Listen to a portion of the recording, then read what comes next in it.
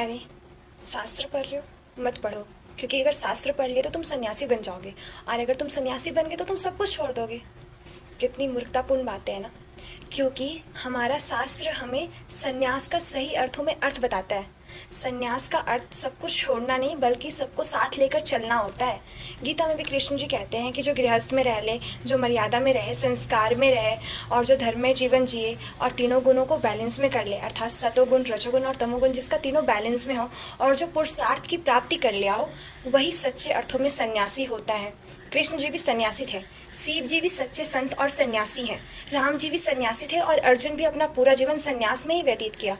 तो ये सब तो गृहस्थ में थे, परिवार के साथ रहे, तो ये फिर कहाँ कुछ छोड़े हैं? तो ये सन्यासी नहीं हुए? नहीं, ऐसा नहीं है। ये सब सन्यासी थे, और ये सब गृहस्थ में रहे, मर्यादा में रहे, धर्म में जीवन जिए, इसलिए सच्चे अर्थों में सन्यासी ये हैं। और हमारा शास्त्र भी सच्चे अर्थों में ही सन्यासी का अर्थ बताता है। तो जब शास्त्र को पढ़ेंगे, सही अर्थों में समझेंगे, तभी सन्यास का अर्थ और बाकी चीज़ों का भी आंतरिक अर्थ हमें सही अर्थों में समझ में आएगा। वरना हम लोग ऐसे ही अर्थों का अनर्थ करते रह जाएंगे।